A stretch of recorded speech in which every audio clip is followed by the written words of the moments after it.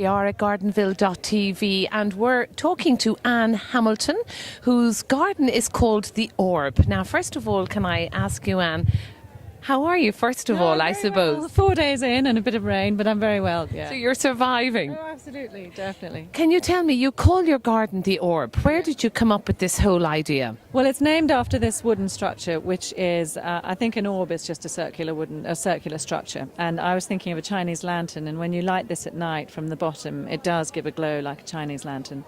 It's made of larch, so it's native larch. Everything in the garden is either locally sourced or native. So it's Kilkenny stone on the ground, Donegal sandstone on the barbecue.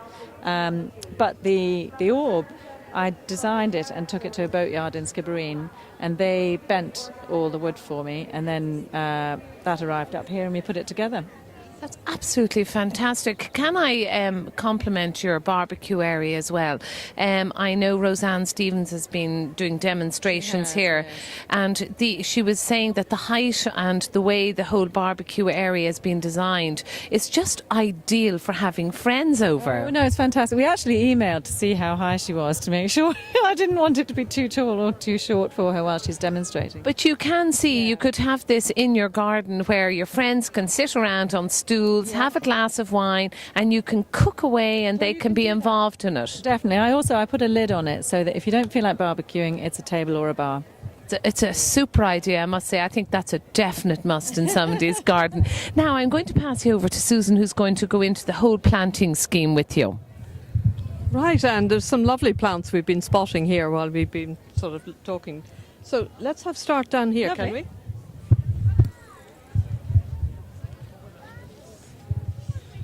Right, the first thing that caught my eye, and this was before we even walked into the garden, is the hydrangea. The hydrangea, it's called hydrangea black steel zebra white, and it does come with a blue flower as well, zebra blue.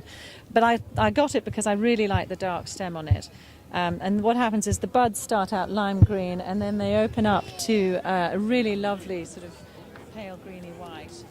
And the black stem goes really well with the coprosma, which is that dark leaf shrub there. This one that one there, which looks a bit like a succulent, but actually it's evergreen and it has a really nice shiny leaf all year round. The only thing is it's not completely hardy, so you'd want to be looking after it in the winter. Yeah, I was going to say a little tender, so it wants a bit of shelter. Exactly, so it needs a bit of shelter and maybe some really thick mulch if you think it's going to be super frosty or snowy. And the... this one's called Talbagia. Talbagia. Its proper name, its common name is Society garlic, and it has a really lovely garlicky waft to it.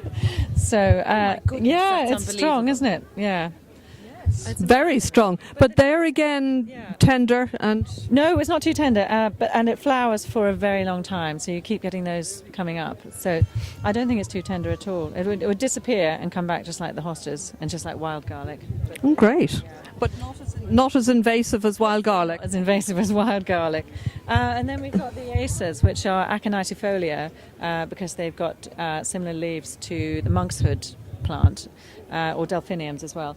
And it has, I was trying to pick up on the red theme coming through, so we've got greens and reds. So it has the really lovely red stems and red keys on the seed heads. So we've got a sort of going a flow of greens and the odd bit of red popping up. Very effective. It really is effective. And there's another tiny little red flower popping up here. That's Anagasanthus, which the common name is kangaroo paw. And I don't know if you pull one of those off, you can really see the paw on it. It's sort of there. Yes. It's like a paw, and it's even a bit hairy, I think. So it's got little fingers sticking out. Absolutely. No, they're lovely, very nice things.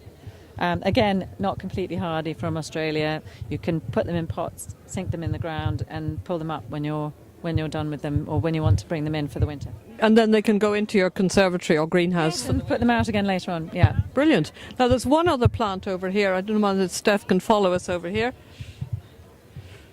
which is one of my favourites. Yeah. That's lovely. The oak leaf hydrangea, which has a fantastic flower, and it also, the leaves start out nice and green, but then they go back again to the dark red. which is really, really nice. And they have that shape. And then in the autumn, you get an even stronger red to purple. Yes, and you just deal with the flower heads when you're fed up of them.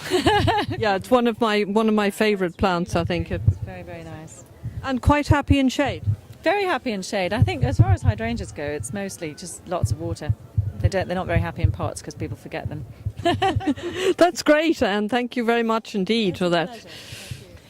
And you've used a lot of, there's a good water feature going on in your garden. Can you explain why you use that? I wanted to have a nice, calming, reflective surface, and I wanted to be able to use water plants. So we've got some water lilies there that are just coming out now.